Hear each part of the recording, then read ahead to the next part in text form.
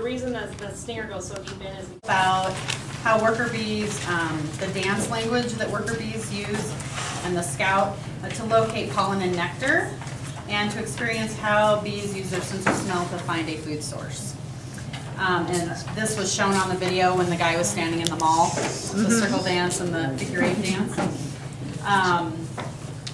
They are very busy. Their main goal is to go out and get this kind of stuff, so you might even put this phrase on your outline, busy as a bee, because they have to visit 60 to 90,000 flowers to collect enough nectar to make 1 teaspoon of honey. So there's been lots of little facts like that floating around.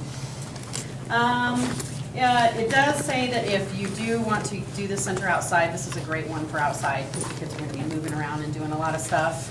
So, and if not, find a large indoor space. And if you do find a large indoor space, try to be as quiet as you can. I think the teachers are used to us by now, though. Okay, the first is the dance of the bees. They communicate to other worker bees the location of the nectar and pollen by dancing on the wall of the honeycomb hive. The first dance we are going to go over. The volunteer, you will want to perform the dance first, and then they will try it. lucky you. So, yeah, you want to pick the center. It's a good one. Okay, so you're going to designate 1 student to be the flower, and I forgot to grab the flower puppet. Yeah. So anyway, we'll have a flower puppet and a sun puppet. So just imagine. And they're going to stand 8 feet away. All the other students are bees. So I sort of made this diagram to kind of explain it a little bit better, but I don't want it that close.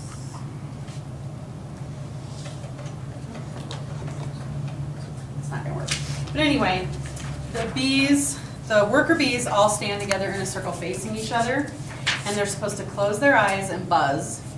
And then 1 student is the scout, and he's going to go out and scout out. Oh yes, the bees can wear this, the antennas, and then the scout, we were going to throw in a bandana or something. Yeah, I was thinking a Boy Scout shirt. Oh, there you Be go. the scout. Okay, so he goes out and it says all the other students are bees, and they should put on their antenna headbands. Also designate 1 student to be the scout bee that has found food within 100 yards of the hive by doing the round dance. So anything in the radius of the hive that's 100 feet away, it does this particular dance. And it just basically goes around like this in a circle, and then turns around and goes the other way. So, and it just keeps doing that till the bees start paying attention and go off and follow him. So, so that's the close one. So after all have performed the round dance, the class volunteer demonstrates the wagging dance. And this is the more complicated one. And it says this is when a food source is farther from the hive. Here the class volunteer dances in the shape of a flattened figure 8, and with the head of a bee pointing towards the flower. So it can get real detailed, depending on like where you're. That was it. There we go. The wagging dance is this one right here that I'm pointing to. So basically, if the sun and the flower, you can have the sun person here holding the sun puppet, the flower person right in front, and then the bee will face in that direction. So let's say it's right here. The bee will face in that exact direction and then start the whole figure 8 dance or whatever, going in a figure 8. And don't forget the waggling. And it kind of wags. It moves the hind. So, and then We really need to demonstrate. We're getting it. and it says the direction the bee faces as she wags lets the other bees know in which direction they will find the flowers. The closer the flowers are, the faster they'll wag. Okay? So again, designate 1 student as the flower and the rest bees. And then the students follow the scout bee. So all the kids who are in that little circle buzzing with each other, they're all going to follow the scout bee to the flower source. Okay, and then it says for grades 3 and 4, you can get more complicated on the whole figure 8 dance. Here's one where the sun is right here, the flower's right here, so his head is always pointed in the direction of the flower. Okay, and then here, this one, the nectar source is opposite the sun. So the sun is here, the flower is in the opposite direction. Note how his head is facing there, and that's where he started his dance. So, so like in grades 3 and 4, you might want to mess with the whole where is the sun, where is the flower thing, but the younger grades, I wouldn't do too much of that.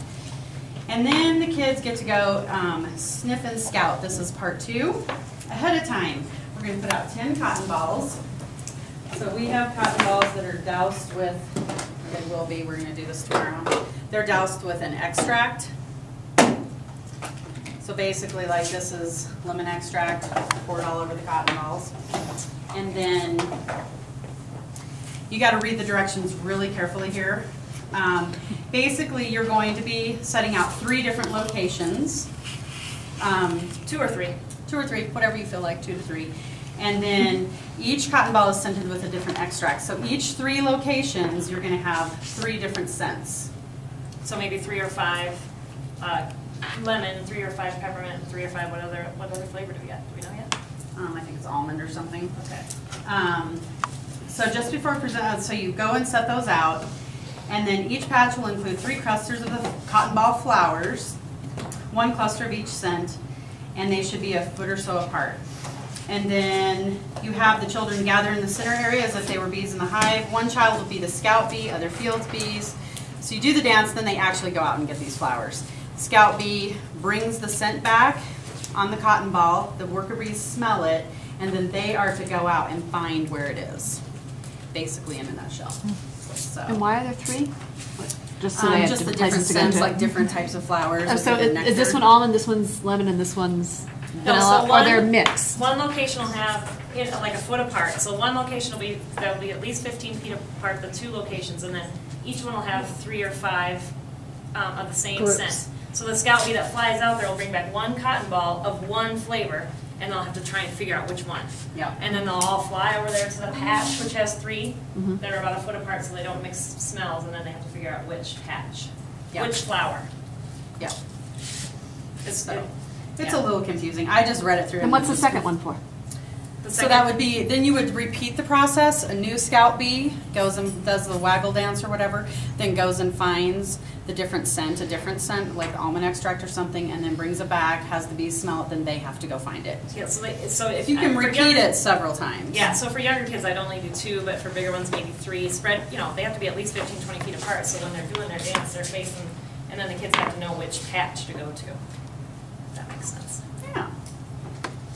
So, and then I'll put all the cotton balls back in the same, and we might put some wax paper in there or something, so like if you were to set these on the ground, they don't get all dirty, because we need to put the cotton balls back into the containers.